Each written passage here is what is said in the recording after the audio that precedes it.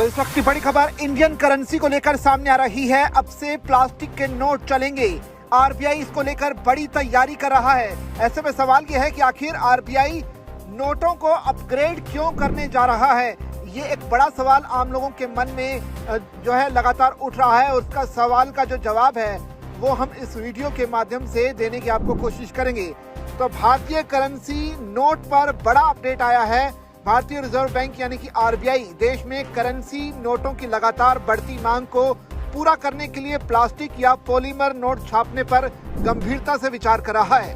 Media reports के मुताबिक पटना और मुंबई में हुई केंद्रीय बैंक की पिछली 2 बोर्ड बैठकों में इस मुद्दे पर विस्तार से चर्चा की गई।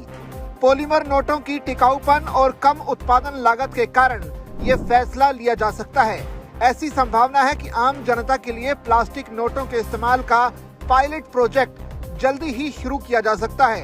इस फैसले के पीछे मुख्य कारण लागत और नोटों का टिकाऊपन है। आरबीआई के सूत्रों के मुताबिक पॉलीमर नोटों की उत्पादन लागत वर्तमान में चल रहे कागज के नोटों की तुलना में काफी कम है। इसके अलावा भारत तकनीकी रूप से आधुनिक हो चुका है और देश के एटीएम को इन प्लास्टिक नोटों को आसानी से निकालने के लिए अपग्रेड किया जाएगा। कागजी नोट ज्यादा साल तक नहीं चल पाते हैं, जिससे वह मूल कागज और गंदे नोटों की तुलना में निम्न गुणवत्ता के होते हैं। आरबीआई की एक रिपोर्ट के मुताबिक वित्तीय वर्ष 2024-25 में ही लगभग 23.8 अरब रुपए के नोट नष्ट किए गए, जो कि पिछले साल करीब 21.25 अरब रुपए की तुलना में 12.3% ज्यादा है। इसमें सबसे ज्यादा नोट की जो संख्या थी वो 500 और 100 रुपए के नोटों की थी। इतनी बड़ी मात्रा में करेंसी नोटों को नष्ट करना और नए नोट छापना सरकारी खर्च पर भारी बोझ डालता है। वित्त वर्ष 2024-25 में नोट छापने की लागत करीब 6,372 करोड़ रुपए थी, जो कि पिछले साल के 5,101 करोड़ की तुलना में काफी ज्यादा है। प्लास्टिक नोटों की शुरुआत से इस खर्च में काफी कमी आएगी। दूसरी तरफ देश में यूपीआई और डिजिटल लेन देन तेजी से बढ़ रहे हैं, लेकिन कैश की मांग में कोई बदलाव नहीं आया है।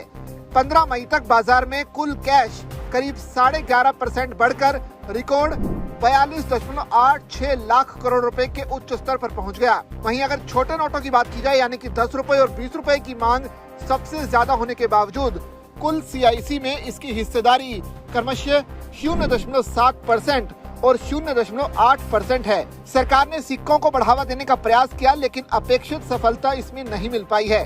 भारत में प्लास्टिक नोटों पर चर्चा पहली बार नहीं हो रही है।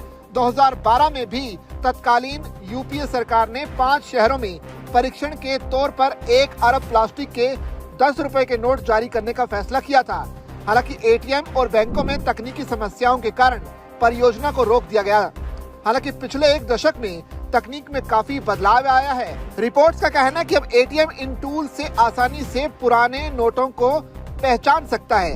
पॉलीमर या प्लास्टिक के नोट वर्तमान में लगभग 60 देशों में चल रहे हैं। ऑस्ट्रेलिया में 1988 में प्लास्टिक का $10 का नोट जारी करने वाला वो पहला देश बना था। इसके बाद Singapore, Indonesia, Thailand, Malaysia, Romania और कनाडा जैसे देशों ने भी बाद में इन्हें अपना लिया। वहीं अमेरिकी डॉलर अभी भी कपास और लिनन के विशेष मिश्रण से बनाया जाता है। तो ऐसे में जल्दी ही भारत में भी अब प्लास्टिक और पॉलीमर से बने नोट आपको चलन में आते हुए दिखाई देंगे। वैसे सरकार के इन नोटों की खपत को लेकर जो लागत घटाने का जो आइडिया है वो आपको कैसा लगा, इस पर आप अपनी राय कमेंट के जरिए हम तक साझा कर सकते हैं। और इसी तरह की खबरों के लिए बने रहिए जागरण बिजनेस के साथ।